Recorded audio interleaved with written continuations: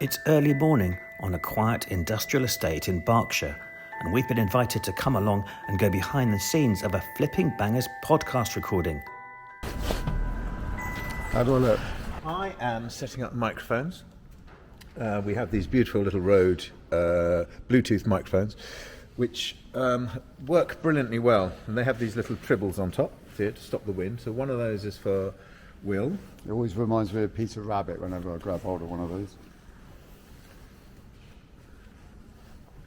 So what really, I need to put these,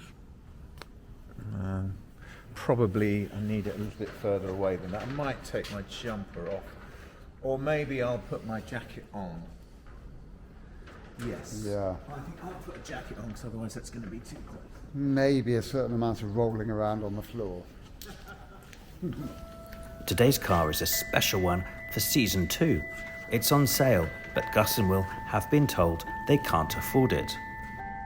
But they have agreed to look over and help the owner James answer a question. Should he sell it now or keep it longer and let the value rise? The workshop belongs to Sam, the son of the guy's ex-landlord, and he's a car restorer himself. It's Gus's turn this time. Apparently he's got a fantastic car. I'm looking forward to seeing it. It's a complete mystery at the moment. Wow. This is our first podcast since Christmas, so it's quite exciting. We finished our last batch of podcasts in early December, I think, so it's now late January. We've had a couple of weeks without doing any, so getting back to it.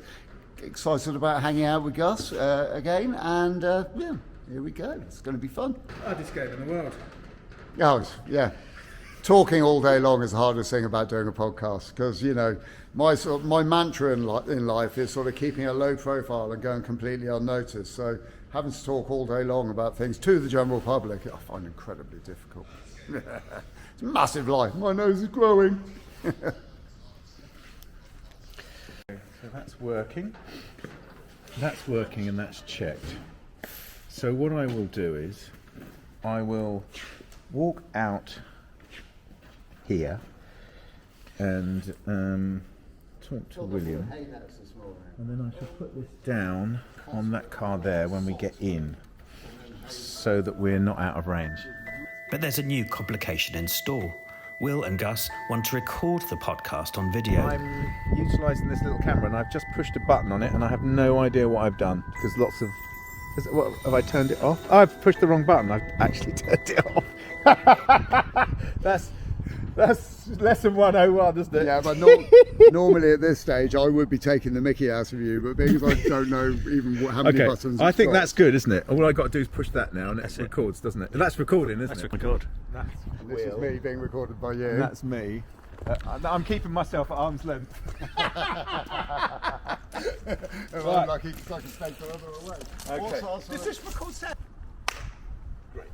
Okay, here we go.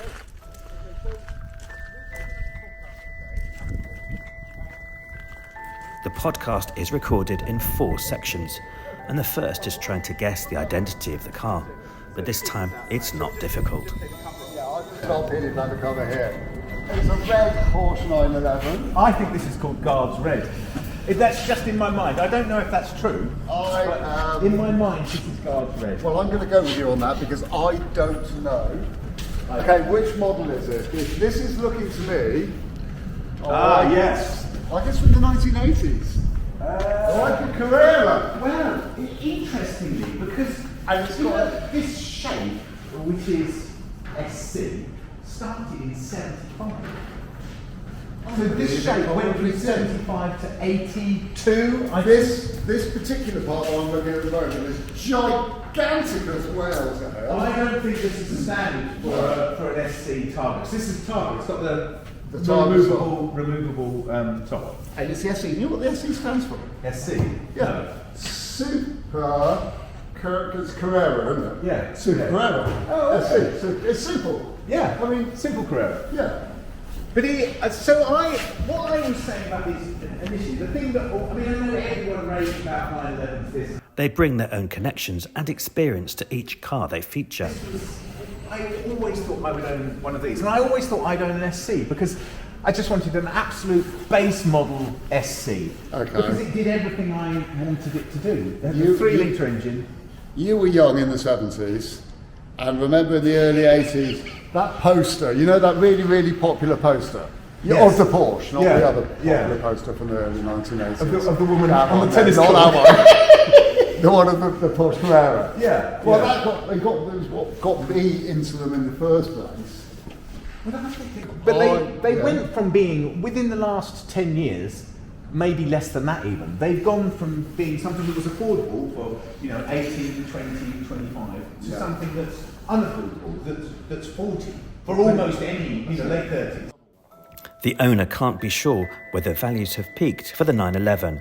He's poured loads of time and money into the car and needs the best deal he can on it. Keep it or sell it.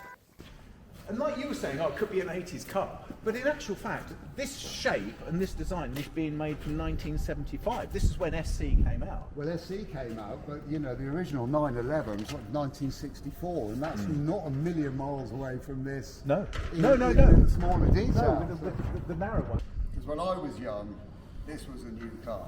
So for me, I wasn't really interested in the 1960s versions. No, Because it no. was too oldie worldy. Yeah, And of course, nowadays, chrome and bits and pieces like that really gets my heart throbbing. Yeah. But this looked really great. And these bumpers and these Yeah, compression bits here. it was early, really early compression, wasn't it?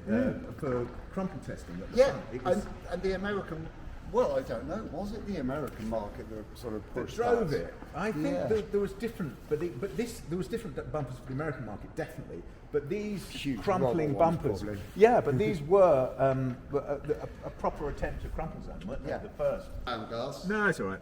do you want me to stand anywhere? No, it's all right. Okay.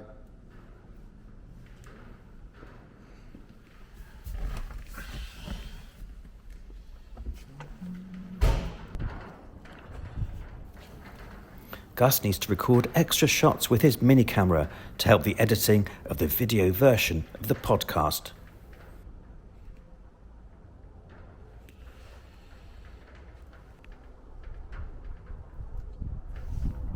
The whole podcast process takes about 3 hours to complete, and it seems the Porsche has gone down a storm. Wow, it's nice, huh? What's not to like, really? I've always thought, and I was saying this earlier to Will, but I've always thought the Targa, SC Targas, I don't know what it is, I just love them. I love the shape of them. I think they seem exotic to me. I know they're not to a lot of people, but to me they seem exotic. And I love it. I love the shape of it from the side. Might have to remove this to get the actual pure shape of it, but if you were thinking of a car from 1978, it's right up there, isn't it? I like it. I like it a lot. I like the colour. I like everything about it. Great. It's a keeper, I'd say. The day's over, the 911 Targa heads off home.